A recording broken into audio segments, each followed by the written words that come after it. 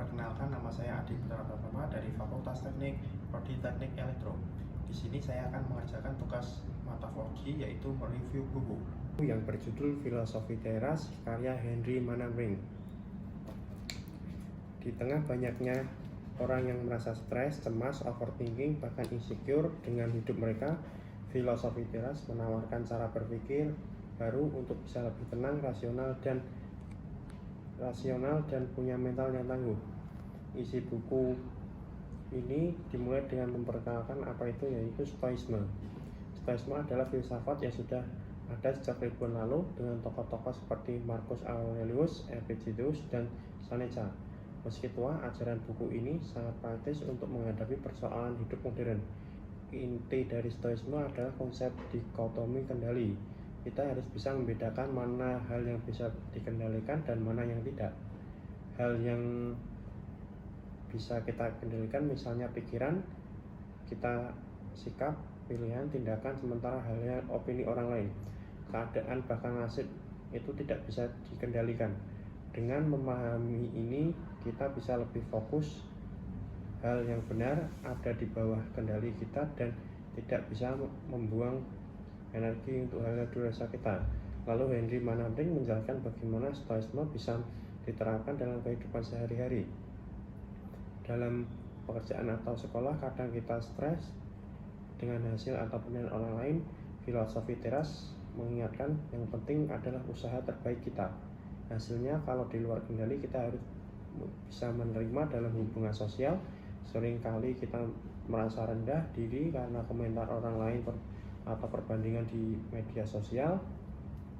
Bukanlah hal yang bisa kita kendalikan. Yang bisa kita kendalikan hanyalah bagaimana kita merespon. Bahkan dalam percintaan atau pertemanan, Stoicisme membantu kita untuk tidak terlalu menggantungkan kebahagiaan pada orang lain, tapi pada kemampuan kita mengatur diri sendiri. Selain itu, buku ini juga memberi contoh nyata tentang masalah kekinian, mulai stres dari kerja, rasa gagal, iri, melihat orang lain sukses di Instagram, sampai menghadapi kehilangan. Semua dibahas dengan gaya yang sederhana, penuh ilustrasi dan sering diselipi humor, sehingga tidak merasa berat bicara tentang filsafat kuno. Yang membuat buku ini unik, caranya menghubungkan Stoicisme dengan kehidupan generasi modern. Misalnya bagaimana kita mengurangi overthinking, bagaimana menghadapi ketidaktahuan masa depan, dan bagaimana kita tidak bisa menemukan kebahagiaan diri dalam bahkan dari pengakuan orang lain. Dari buku ini ada beberapa pesan moral yang sangat penting. Pertama, kita harus belajar pada fokus yang bisa kita kendalikan dan ikhlas terhadap apa yang hal di luar kuasa kita. Ketika kita bisa menguasai diri sendiri, ketika hidup penuh kejadian tidak bisa kita pilih, kita bisa selalu memilih sikap terbaik kejadian itu. Kalau kelebihan bicara, kelebihan menurut saya buku ini mudah dipahami, bahasanya ringan, penuh ilustrasi, dan contoh-contohnya dekat dengan kehidupan saya. Jadi meskipun teman saya filsafat, rasanya lebih seperti ngobrol santai. Selain itu, buku ini sangat relevan untuk zaman sekarang, di mana banyak orang mudah stres, cemas, dan merasa tidak cukup.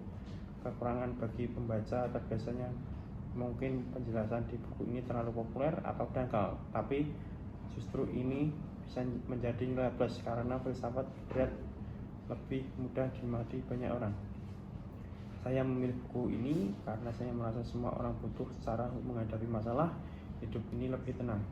Buat saya pribadi, membaca Filosofi Teras membantu untuk lebih rasional dalam menyikapi masalah, tidak gampang terbawa emosi, dan tidak bisa menerima hal-hal yang memang tidak bisa dikendalikan. Jadi kalau kalian punya mental yang lebih kuat, lebih damai, tidak gampang goyah oleh komentar orang lain, buku ini sangat saya rekomendasikan. Sekian review dari saya, terima kasih.